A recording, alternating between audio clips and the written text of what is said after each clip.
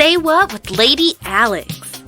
If you don't know, I'm a Colorado native, a photographer, and a podcaster, and an all-around positivity cheerleader. And one of my passions is badass women entrepreneurs. What? Because I am one. So I interview these amazing women who started out just like you and me, and I get all the nitty-gritty details and the lowdown on what it took to succeed and how you can create your own future destinies just like us.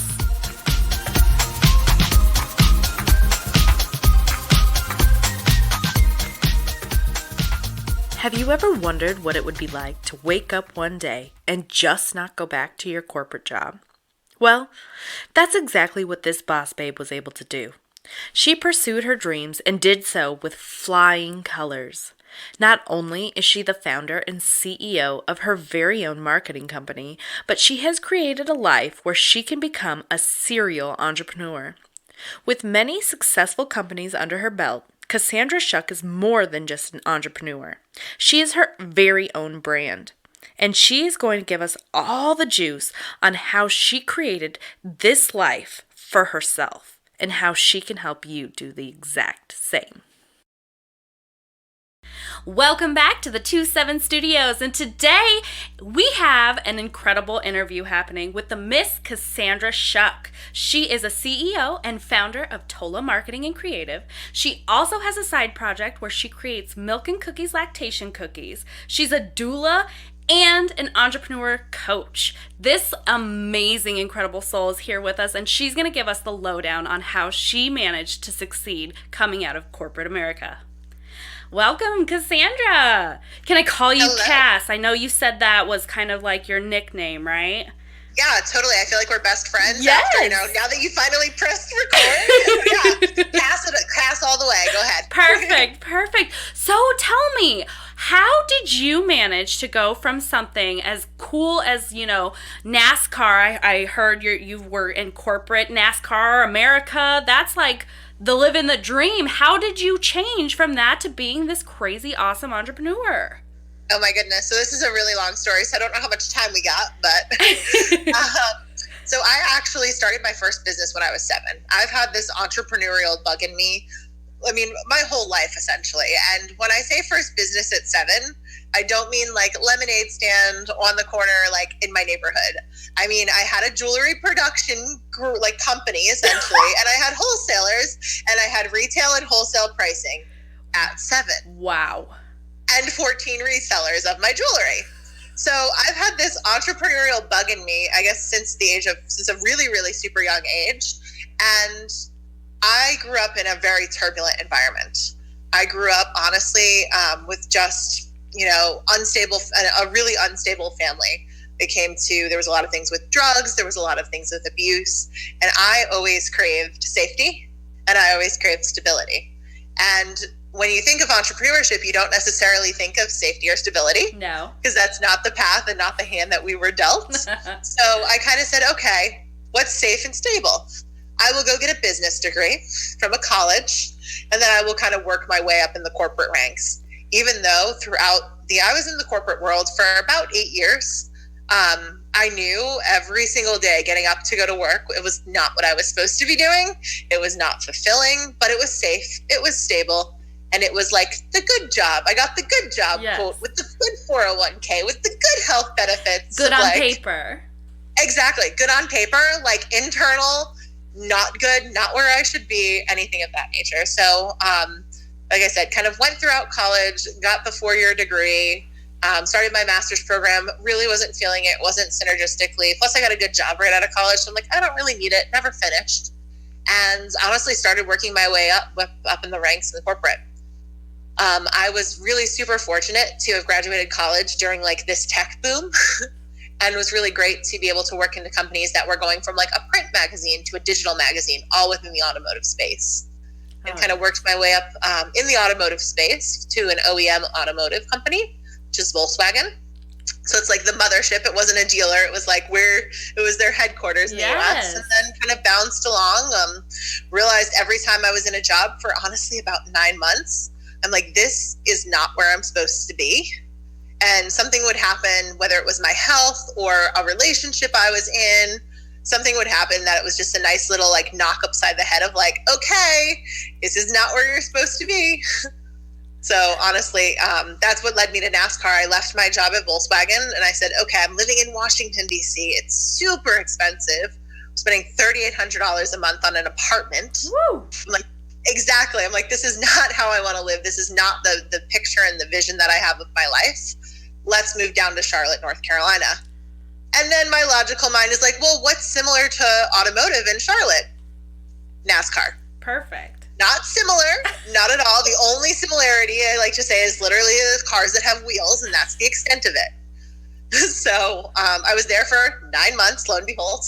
And that's actually when I started really picking up on Tola, really actually working out that full time, hiring out employees, actually growing that agency. So that was kind of like my long intro into entrepreneurship, where I know I should have been when I started. Right, right. But do you think that being able to have, that kind of security in your job let you have that ability to go on to your entrepreneurial side of things and not feel that pressure? So I think it did to a certain extent. Very rip that Band-Aid off all at one time type of girl. Yeah. So I will say I didn't build a business to where I encouraged my women to build a business before they leave the security of the entrepreneurship leave the security, of the corporate world. Okay. I kind of said, I literally got frustrated one day after a really big event and said, I'm done, and walked in and gave my 2 weeks notice. And that's kind of been, honestly, that's been the path of my life where I'm like, I'm just going to, if I feel the gut instinct and the intuition to do it, I'm just going to do it, because that's what honestly levels me up most in my life. Yeah. Is if I hear the little voice inside my head, or I feel that like gut punch of like, hey dummy, like go ahead, get off your ass and do it. Yeah. I love that too, because I feel like so many people can connect to that. I know for me, going through my life, I had the same. Mine was kind of a 6 month. I would turn and burn jobs like no tomorrow. Yep. And I was always looked at as, it was a negative thing that I'm not reliable enough to stay in a job. But honestly, it wasn't because of my lack of reliability. It was because it was not where I was meant to be. Yep, absolutely. It wasn't your calling. Yes. Because now it's funny because I look at it and I'm like, oh, I've owned the agency for 11 years. Wow. And I'm like, I'm so past the 9-month thing now. Yeah. I'm past the decade, which is like crazy to me. Yes. And I think they say that if you go past like the 2-year mark, that you're kind of in it. Yes, it's funny because I have gotten asked a couple times, not recently, but just on different podcasts and different events. They're like, would you ever consider going back? And I'm like, back where? Like, hold on, like, no, absolutely not. Like, no, I could not imagine the life that I've built, and how, and really the time freedom that I have and the money freedom that I have and supporting the women that I get to. Right. I couldn't imagine going and doing really anything else. So let's dive in a little bit into the Tola marketing. So yes. What is it that you kind of do? You say you have people that work for you or with yes. you. Now, explain a little bit about what you do there. Yeah, so Tola Marketing is a full-service digital marketing agency for female entrepreneurs by females. Oh. So my entire staff is female. Except one, we have a male podcast editor because we could not find a female podcast editor. It's like apparently like a needle in the haystack. But we are a full service digital marketing agency. So everything from website design, logo design, graphics, branding, strategy sessions, to funnels, to email marketing, to SEO, to PPC, like you name it, any digital aspect. Yeah. For our clients. Oh, wow. Yes. And what started you on that path of digital marketing? Just learning and growing through the corporate world? Yeah, so it was what I really loved out of my corporate job was I loved the tech world. I'm a super geek when it comes to coding and making sure all things work. So it's been my love and my passion. And it, again, for me is very right brain, left brain. Okay. I get the creativity side, but I also get like the highly coded analytical, software developer side. Ooh, perfect. Yes. Yeah. So And there wasn't, to be honest with you, a lot of my friends who were entrepreneurs were getting serviced by someone to do their website, someone to do their SEO, someone to do their funnels, someone to do their social media advertising. And you could just see the like incongruencies and inconsistencies with their business. And now, and being a business owner and business minded, honestly, consistency is what sells most businesses. I was going to say, honestly, like I came to that realization literally this morning. So I'm a multi-hat wearing entrepreneur, yep, as many women are. And so I'm going through my different pages and looking through, how I present my work and show mm-hmm. that and how I could be struggling. And then I look at a couple other people and I'm like, oh my God, like I have great work and great talent, but it's just so like fly by the seat of my pants kind of thing. Absolutely. And so it doesn't give that appearance of professionalism that I know that I can bring. Yeah, of course. There's a confidence piece in that as well. If someone, I'm just going to use the color blue, for instance. If someone has a website and there's 30 colors of blue and blue buttons and things flashing that are all sorts of different shades, the brain doesn't know how to actually understand that information and basically will try to leave that website or that platform or wherever they're at as quickly as possible. Oh, wow. So like there's a lot of psychology that's built in between like actually good website design or good marketing. So I actually have a psychologist on my team, which is super cool. That is super cool. And she actually goes behind like the neuroscience of like, is this going to sell your product? Is this going to sell your service? Oh, wow. Is this going to represent you in the light that you want to be represented and the credibility that you need? Well, and then attract the right type of, clientele that you want to have. And that's really cool how you have gotten down to the nitty-gritty science of things. Yeah, I mean, honestly, it's a high performer piece is I want things to work and I want to know why they don't work. So like, for instance, we had one website where we literally, all we did was change the color of a button and it went from converting at 3% to 42%. Wow. Like stuff like minor stuff like that is just like a tweak and test and see if it works. Like that's what my team and my women geek out over. And that's what our superpowers are. That is incredible though, because You're right. It does have that sense of click off or click on. Just me going through, Pinterest or blogs, mm-hmm. and there will be times where I'm like, ugh. Exactly. And it's not that I don't like them or what content they're providing. It's just, it's not hitting me well. Mm-hmm. And it also helps you narrow into your demographic of who you want to work with. So like for me, I work with a lot of high performer type A females who are like, I'm going to go get done. Yes. Like for us, like we have to show them that like, this is our process. We're super buttoned up because that's who we're calling in.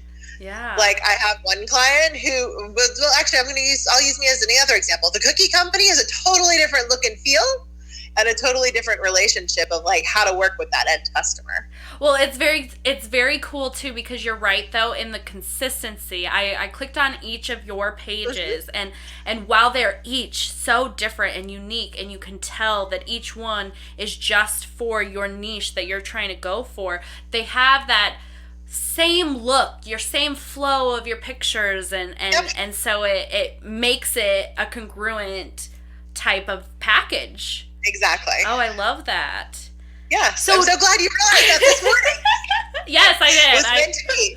It was. And it wasn't because I was looking at your site. I was just looking at like some other competitors' sites. And I'm like, of course. How can I grow and be better? And then all of a sudden. Well, especially with you moving to a new area, you're essentially redefining your business again. Oh, yeah. It's starting over. Yeah, you have such a great opportunity. Like, I would be so excited. Like, for me, even if I move, my business is international. It doesn't like, I don't get a fun rebrand, a new group of customers. Like, everything stays the same with you. I'm like, you get to start, you get to play a whole different game. Yeah. And what's so exciting and refreshing getting to talk to you about it also is like, for most people, you can talk to them about this and it would be so daunting. Like, oh my gosh, aren't you worried? Like you put so much time into building it and talking even just with my husband, I'm like, no, this is exciting. Like, yep. I get to see how I can grow from this and what I've learned and put that into action. action, and that's so exciting, and you got me even more pumped up. No, totally get that. One of the things that I often say to my entrepreneur coaches, like my clients, especially the ones that I coach and do strategy with, honestly, is that it's always this or something better. So the fact that you get to redefine yourself, and like maybe you had a flopped launch when you were, in like, you don't have to do that launch again, because maybe like it's just, I don't know. I find it so fun and so exciting. Yes. Well, and getting to be in a totally different place, like having had a pretty good turnout for how I grew it in my previous place, allows me to come back with more of a confidence. Like, look at what I've done. And that in itself gives you, that extra boost of power. So I love exactly, that. 100%. So how did you get into being a doula? You said it was possibly from grief. Do you mind us talking about that? I don't want to touch on anything. No, of course not. So I started, let's see, this was it'll be 11 years in May. Okay. I had a stillborn, almost full term.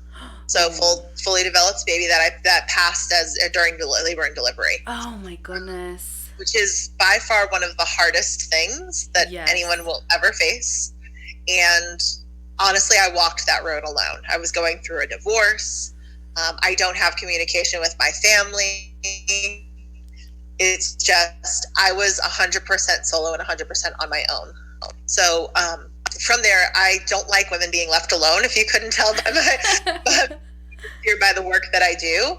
I actually started volunteering and doing some grief and bereavement work with the hospital that I actually lost my baby at. Wow.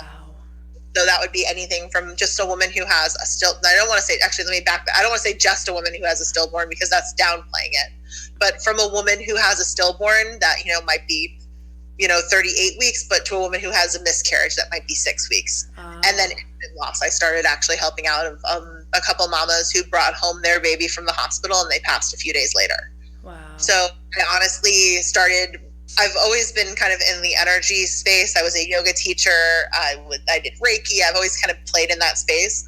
A lot of what you learn in those practices is holding space and is being there for someone in a really hard or really uncomfortable position. Yeah. So I was able to take a lot of what I did in that and actually apply it over to the bereavement, and apply it over to, like, no woman should have to go through that ever, but let alone go through it alone. Yeah.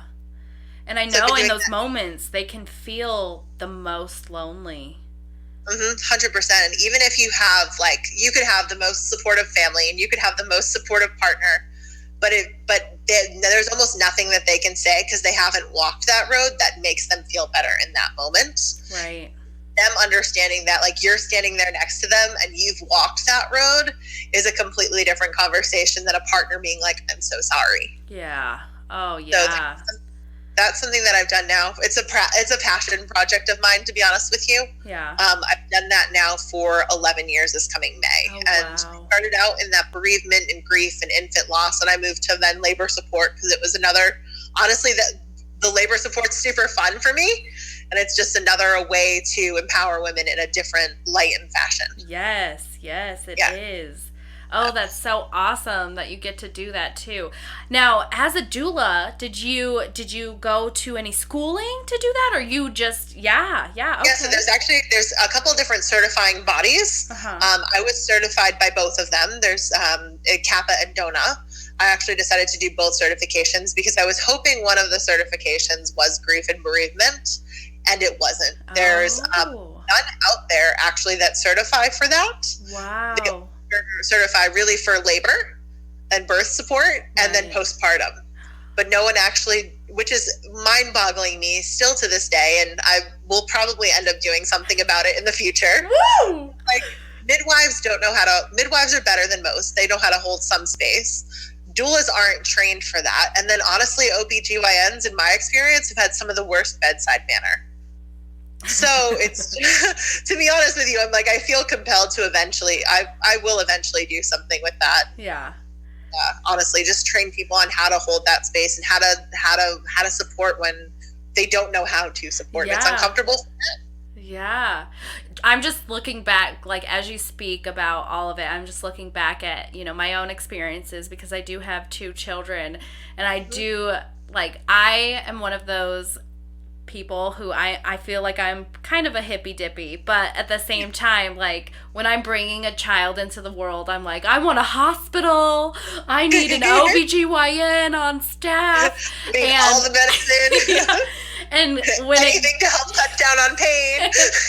But I only had an epidural with my first one, and honestly, looking back at it, and no derogatory words are out there for that, because that is a life changer in those situations for real. But absolutely. Having had my second one naturally, I think I would much prefer it naturally. Yeah. If no complications, no issues, just because the crazy feeling of the needle that goes in your back. Oh my gosh, yes. And all I remember the worst. Yeah. All I remember with my daughter was my OBGYN standing at the end of the bed, and I was just like, I can't do this. I can't do this. And because it was a gentleman, he's just standing there and he's like, too late now. And so I was just like, ah! Yeah, he, again, amazing bedside manner. Not smashed. I mean, I have a lot of friends who are OBGYNs. It's just that's not something they're trained in. Right. They're not trained in anything with prenatal nutrition, which is so important, or postnatal nutrition.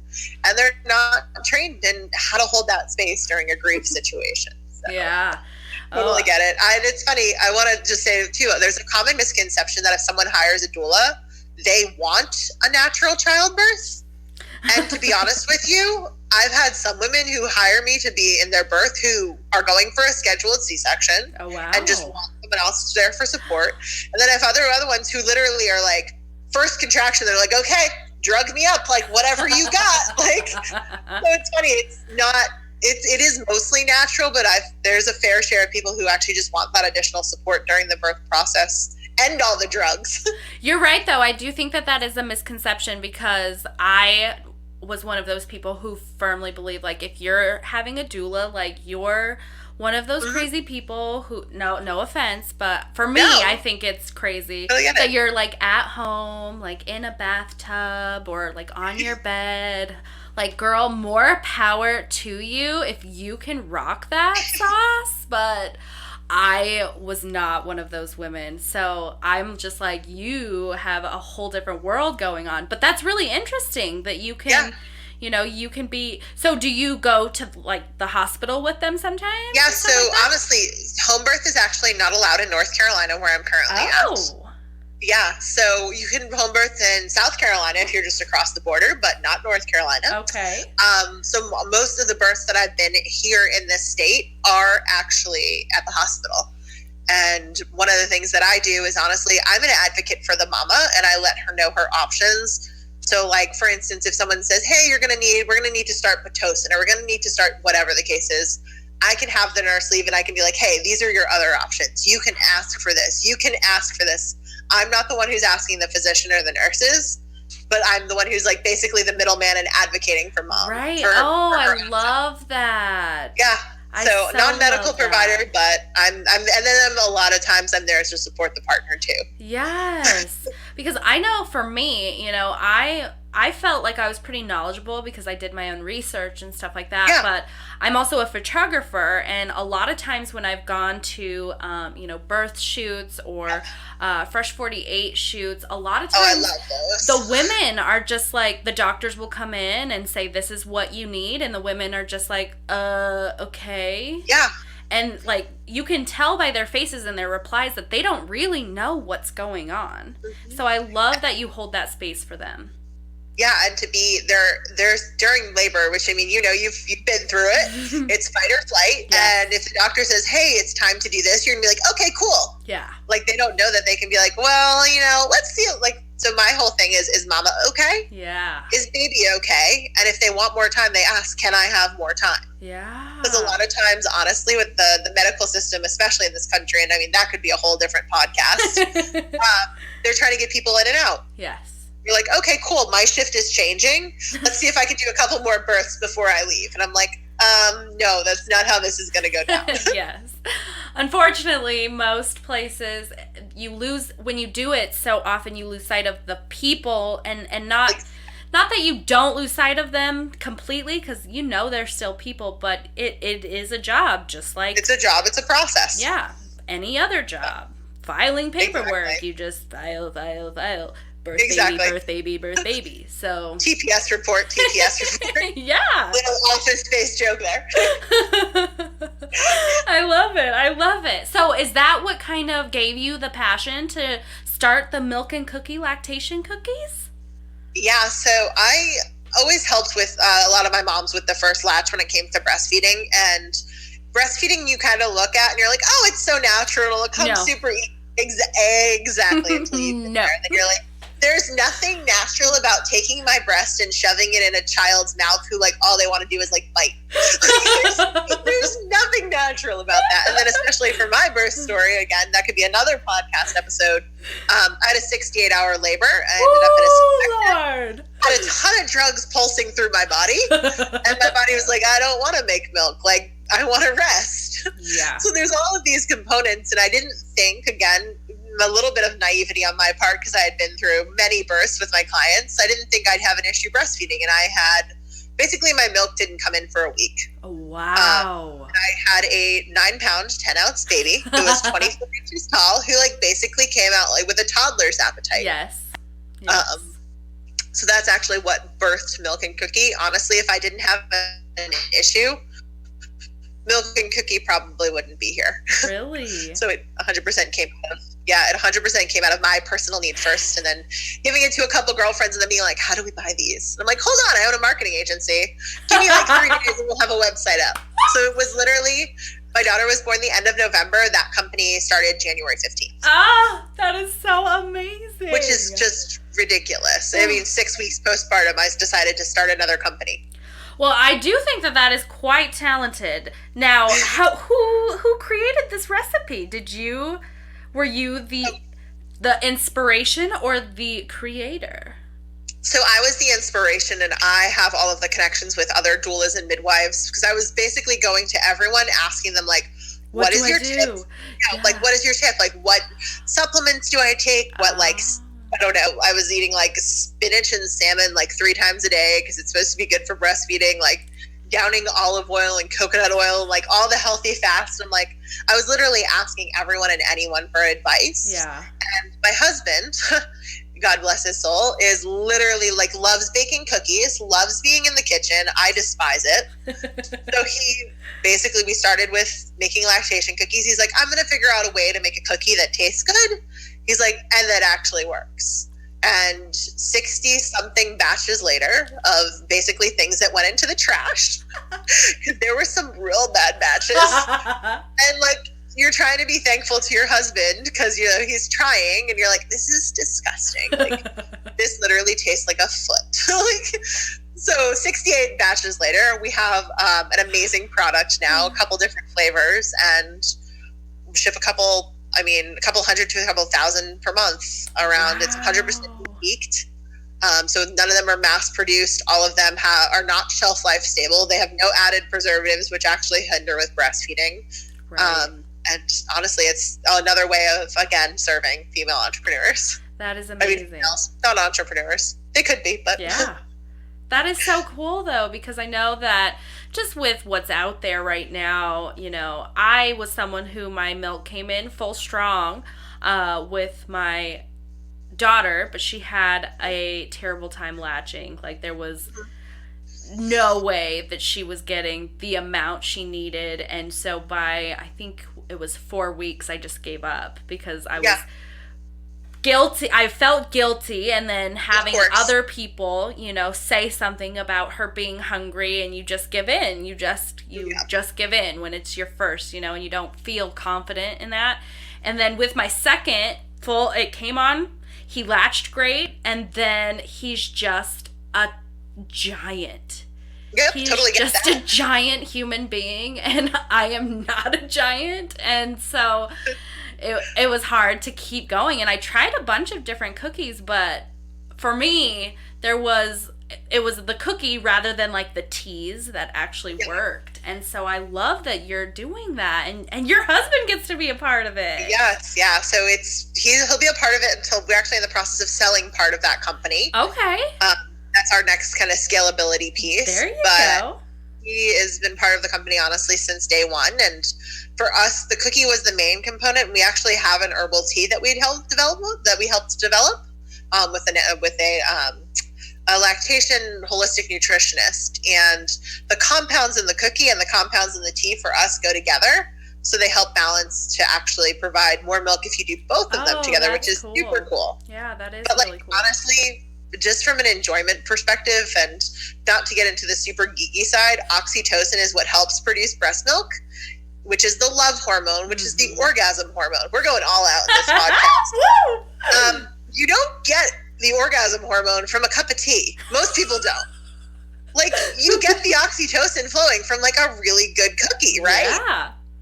So I'm like, why would we just stick with just tea or like a supplement? Like, why would anyone do a supplement?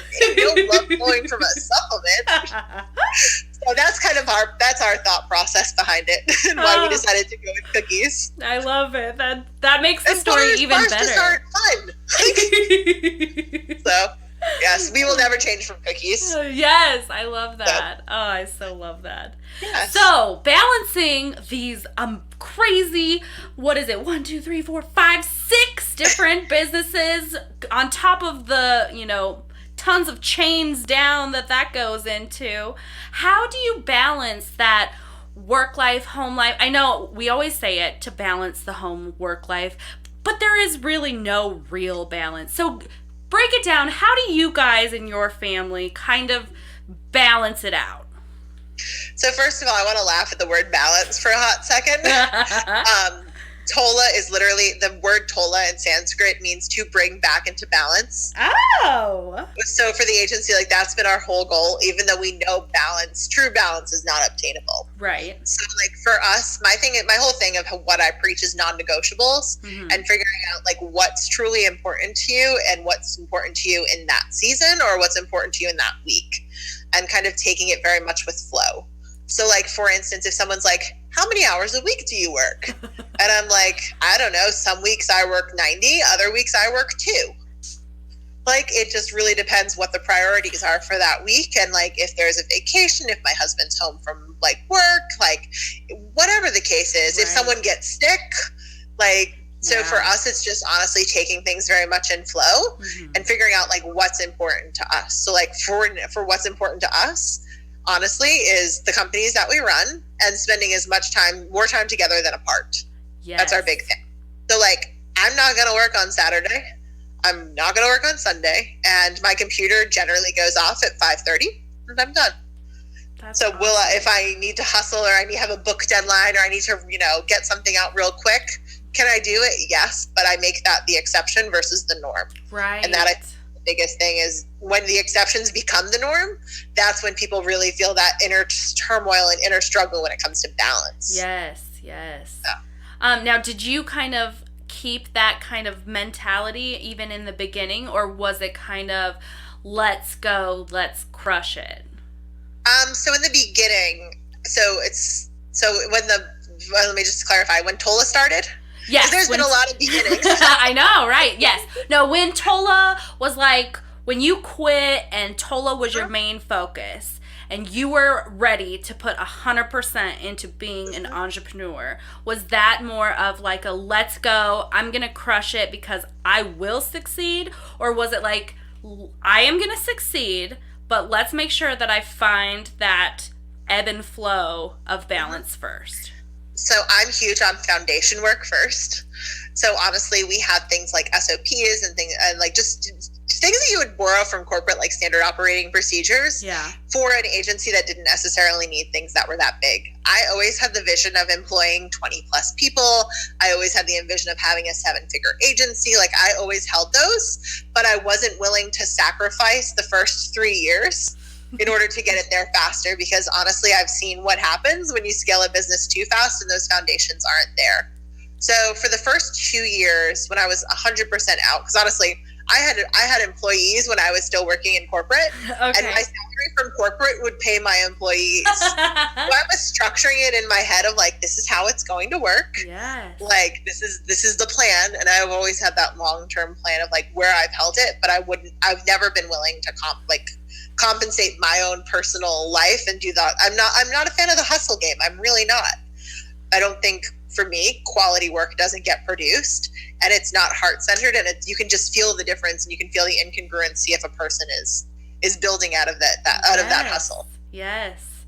Yes. And I think you can tell too that the heart, the passion may be there, but the heart isn't in it as much, because you lose that when all you're focused on is the growth and the prosper, because most businesses are not going to be 7-figure earners within the first year. And that's okay. Most aren't.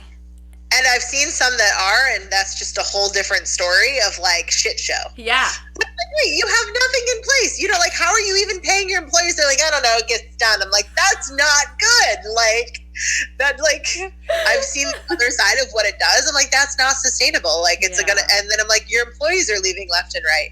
Yeah. 3 of my girls have left in the entire time I've had my agency. Oh, wow. 1 to go work for Google. Hello, I can't compete. 1 to have a baby. Okay, again, not competing. Nope. And then 1 to go on a mission trip.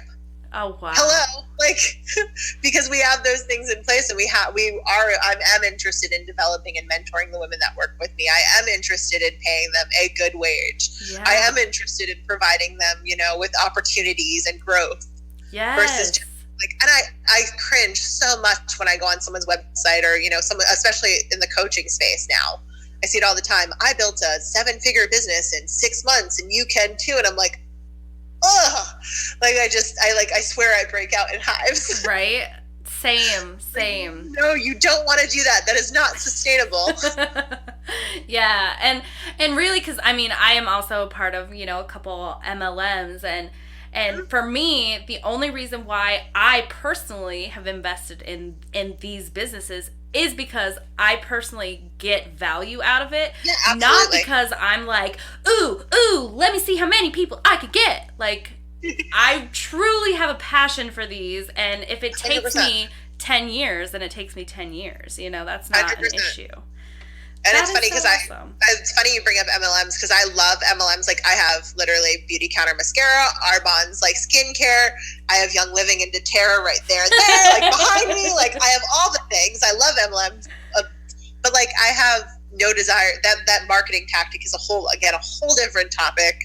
Yeah. Of I can make $20,000 in a month, and I'm like, yeah, but you've been going at it for 7 years. And how many people did you have to get to campus that, and exactly. Is it sustainable in the long term? And how many friends have you lost while doing that? Right. It is. It's because you have to do it in the right way. You have to build authentic relationships. You can't jump into an MLM and call up your, second best friend from first grade and be like, hey, have you heard about this? It's going to change your life.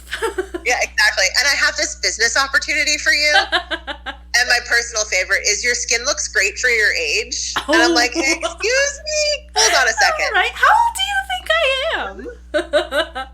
Like, you just use the term for my age to try to compliment me into buying a product. Like, go and pause for a hot second. Oh, I love you. I feel like we're best friends already. So if you could give my listeners like one super awesome tip that is for that entrepreneur lady that's like really wanting to reach out there but has just a little bit of overwhelming stress and anxiety that's stopping her from really reaching out and grabbing her dreams. One tip. Yeah, what would it be? Your golden nugget. As soon as you feel the inclination or that intuition saying that you should go do something, honestly, do it.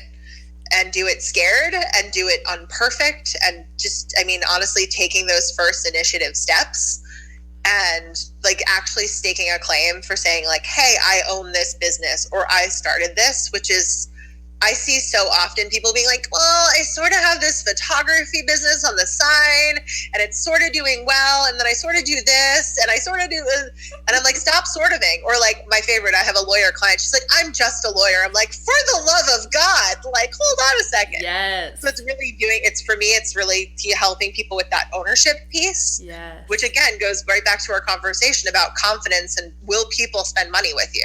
Yeah. Because if you say, I'm just a lawyer, you could be the best freaking lawyer in the world, and I'm probably not going to hire you. Because you're just a lawyer.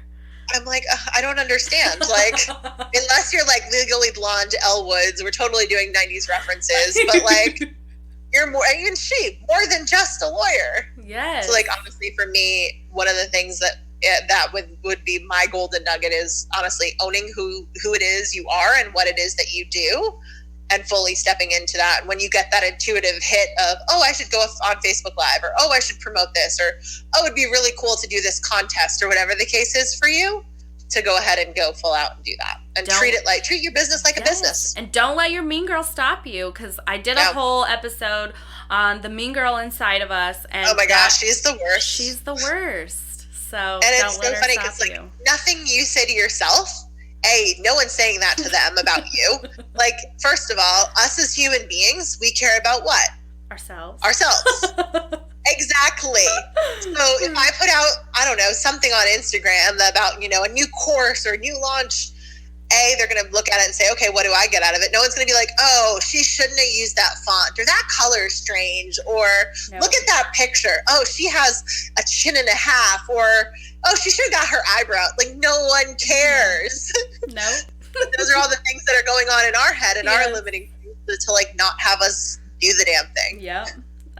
Because going outside of our comfort zones is hard. It's hard. It is. But there's no reward without the risk. Luckily, the more you go out your comfort zone, the bigger your comfort zone gets. Yes. So true. All right, girl. Well, tell us where we can find you so that way all of my listeners can make sure and find you for this marketing for sure, because I know that's something that I'm going to have to talk to my business partner about.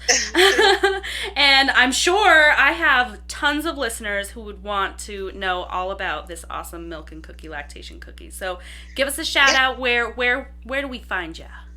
Yeah, so my main internet home is CassandraShuck.com, CassandraShuck.com, and you'll find links to my marketing agency, you'll find links to my cookie company, you'll find links to literally everything that I own, and you'll also find all the links to my social as well.